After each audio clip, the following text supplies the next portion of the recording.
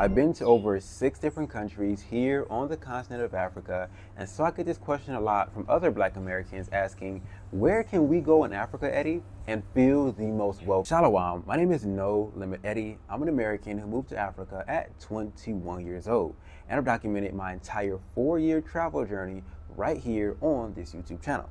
If that sounds interesting to you, then drop a like on today's video. So this is going to be country number 5, meaning I find this country to be the least welcoming of all the ones that I visited. And that country is going to be Tanzania. Now, don't get me wrong, Tanzania is beautiful, the land itself, the food is absolutely amazing. Like you can't, and there's so many activities to do in Tanzania, you will have a good time there. However, we're talking about the most and least welcoming. Now, why would I consider Tanzania to be the least welcoming country I've been to? And in particular, I was in Dar es Salaam. Well, it's more so based off of how you are perceived.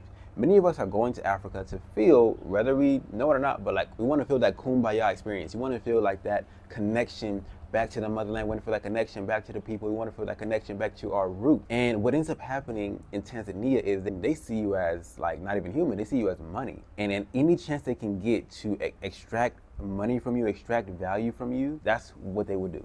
And it begins to feel like mosquitoes. They're sucking all the blood out of you, but they're money mosquitoes. They just want to come and suck as much as they can from you. So whether you're just going to the store to buy some couple of small items, whether you have a personal driver, whether you are even at restaurants, they will sometimes slip extra things in your bill, hoping and thinking you won't notice a difference of a few thousand shillings on your bill. And so when you are experiencing that, I can't think that will make you feel welcome. Maybe it will, but I can say for me, it didn't make me feel welcome. And so those are things to be very mindful of. Also, right, my mom would always tell me, don't bring your own chair to the party. And so when I was dealing with the government in Tanzania, like even just upon arrival, so Tanzania is the first country I ever went to outside of America, and I was around 21 when I went there. And I had a brand new passport book, no stamps in it at all. This is my first time dealing with immigration, my first time dealing with anything like that. You know, I'm kind of nervous and I'm kind of like, I don't know what to do. Like, I don't even, like, again, I have never traveled anywhere, okay?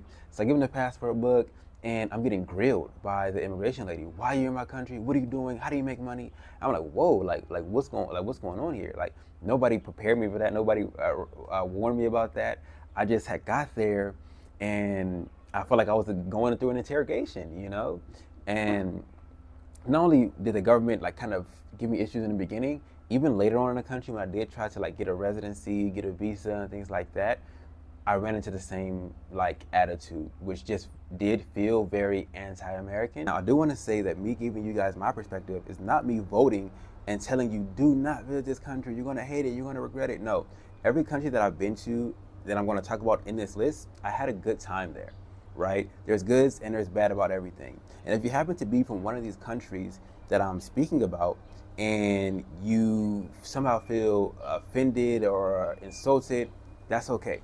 I'll be honest, I don't make these videos for Tanzanians or for people in these other countries that I'm talking about. I make these videos for, like I said in the beginning, Black Americans, so that we can have a much better and much more honest assessment of what we're going to experience when we land there. So this brings me now to country number 4. Okay, so this is like the second least welcoming country, and that is Kenya. Now, Kenya is actually the most recent country that I've been to, so everything is super fresh in my mind as far as why I say it's not the most welcoming. Well, first and foremost, right, we have the people themselves, okay? The people themselves in the country of Kenya seem to have a very anti-Black American undertone to them. Let's talk about a couple of real life examples of like the people being what I would consider anti-American. So there was a lot of YouTubers that go to Kenya, that live in Kenya, that spend time there. There was this protest, a lot of people say it was a paid protest, but either way it doesn't matter, of Kenyans, maybe 5 or 6 Kenyans holding up like these different cartoon images of these different content creators that were all, each and every one of them were what we would call foundational Black Americans. They're talking about this person here needs to get this part of their body mutilated, get this part of their body cut off. We're gonna go to their airport, we're gonna lock them up, we're gonna do this. Like talking about bringing violence and incarceration to these people. That's not an environment I would say is welcoming. That's not an environment that I would say is friendly. I wouldn't want to be in an environment where they're talking about mutilating, cutting open, and putting in jail and deporting Black Americans. That doesn't seem right to me. On top of that, there was I'm in a group, right, as to where there's this a lot of American men that are over in Kenya. And you know how you can put like the name of the party or the name of the table on the receipt, like Johnson's, or it can be if there's one guy, you say, "What's your name?" Dan. They can put like that on the receipt. On that guy's receipt, it had the N word on there. Like that was the name they gave him and his table, Inners. That's not cool. That's not something that I would say. Yeah, like I want to go to a place where they're calling me the N word. They're associating that to me at a restaurant.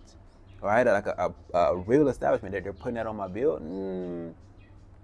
I don't know how I feel about that. One more example is just me, right? When I made a video talking about things I didn't like about Kenya, I saw Kenyans come out the woodwork talking about go back to America and get shot by the police. Heinous things like that, right? Like things that are like so vile and so evil and so like spiteful. Those feelings were always there. You just put them beneath the surface. Maybe they're smiling in my face, but you're thinking this dumb blank blank blank, or like there's some level of envy or jealousy that I can say a number of Kenyans experience towards foundational Black Americans. So you have that whole element, that whole undertone, which will make me say I don't think it's the most welcoming. But then you also have something else, right? You have corruption there as well, where there was one guy who just posted a video recently, I think it's Jay the Behavioral Analysis, something like that, where he got scammed for 100,000 Kenyan shillings, like trying to get a visa. Now, we can't like necessarily blame Kenya so much for that, because he was trying to do things in the not so by the books upfront way. But it is going to show you that the corruption is there, the scamming is there. The next three countries that I want to speak about are actually like what I consider the most welcoming. So we have in number 3, Egypt. Now, if I'm being real with you, Egypt could really be number 1 for me personally, on the fact that, but it's number 3 on my list, not necessarily from like my personal belief, because it could really be 1 or number 2, be real. It's number 3 on my list because enough Black Americans and Black people in general, Africans as well, have gone to Egypt and had a negative experience. And it's because of that. And so it's because of that I cannot in good conscience rank it as number 1 or rank it as number 2. But what I can notice is most of the experiences that are negative and about Egypt are happening in Old Cairo. And Old Cairo is just not where you want to be. It's literally dirty, it's run down, it's a lot of poverty in that area. It's a tourist trap as well. Like Old Cairo is where the pyramids are. I think you should just visit that part, visit the pyramids, bingo, and then continue on with other parts of the country, right? So like New Cairo is much better than Old Cairo if you want to be somewhere over in Cairo. Then you have El Guna, you have Luxor, you got Aswan. There's so many really good, Dahab. There's so many really cool, really good cities in the country of Egypt that are not just a straight tourist trap. I can say, number 1, just to give you some perspective, 15 million, 15 million people visited Egypt in 2024. If it was as bad as some people try to make it out to be, do you think 15 million people will be going there? And you're not going to get 15 million brand new people to the country. No. A lot of them are going to be returning people. And those returning people are doing what? Bringing others along with them. We can't like go with the narrative that Egypt is just some horrible place that you should never visit. Let's be real. Egyptians have been the most generous people I've ever come across. You can be walking down the shop and they invite you in, come drink tea, come drink cookie, come eat a cookie with me, right? You can be like walking by you can be in a fruit stand and they're gonna know you're a tourist. Not a tourist, but a foreigner, because I was a resident there, but they can know you're a foreigner. And people who selling fruit will pull a banana and, you know what I mean, give it to you, and not like, here you monkey, eat a banana. No. I know what you guys are gonna think, because you got everybody in Egypt is racist, and give you a banana here, like take that, right? I've had, they have these things called cactus pears, something like that. It's like a fruit that comes off a cactus, and it's almost like a watermelon, but the outside of it is a cactus. Yeah, it's crazy, but it's very good tasting. And you might walk by one of those vendors on the street, and they're like a little kid. They'll cut it open for you, boom, boom, and just give it to you.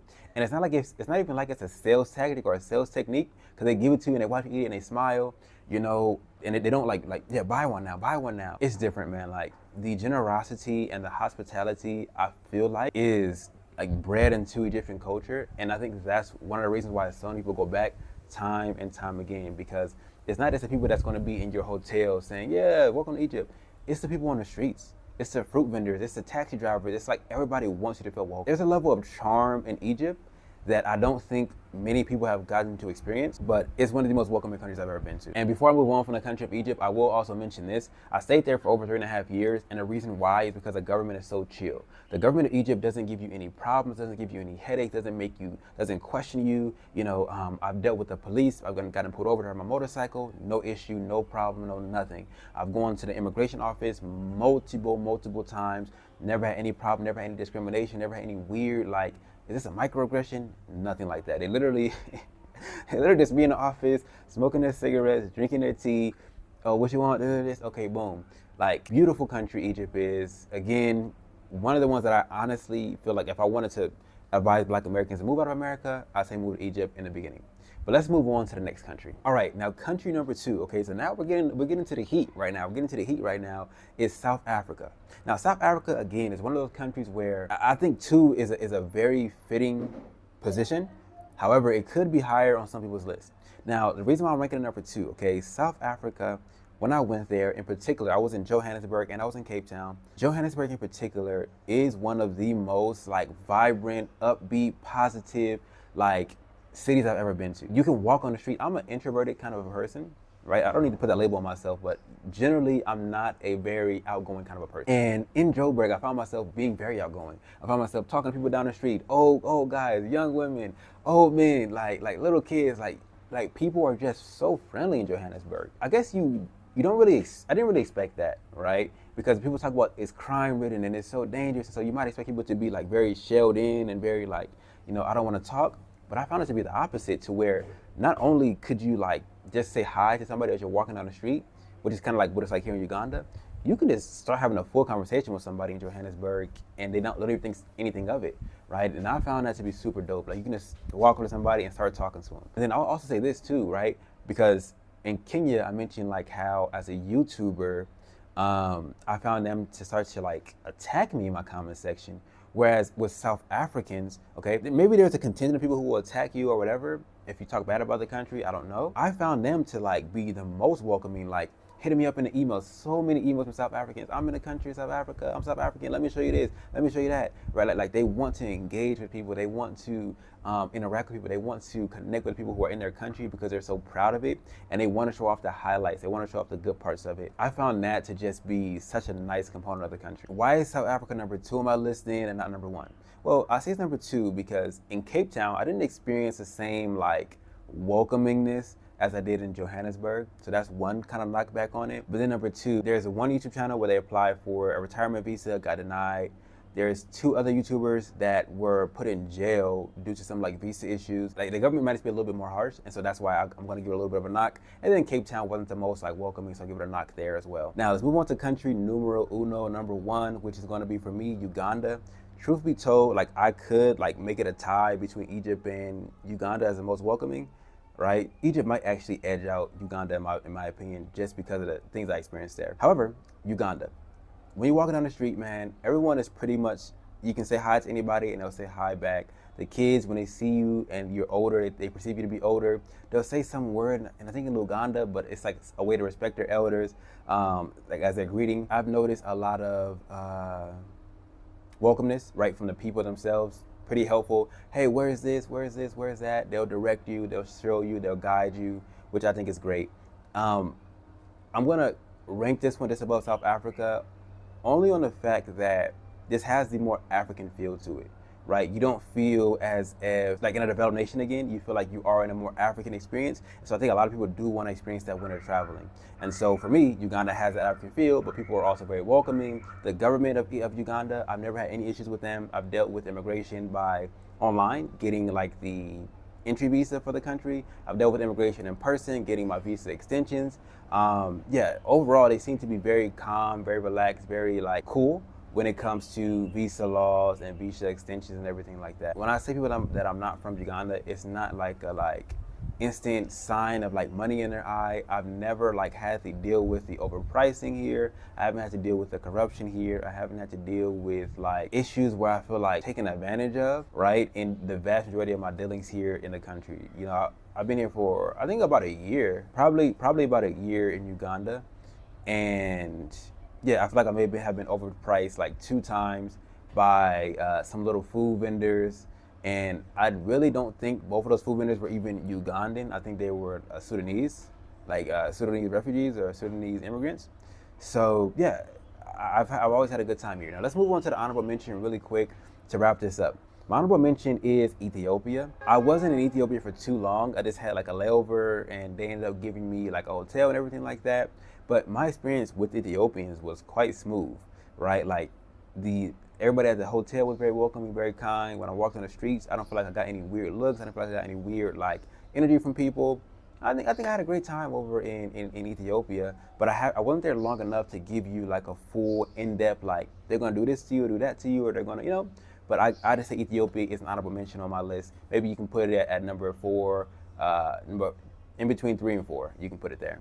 YouTube thinks this is the very best video on my channel for you to watch next.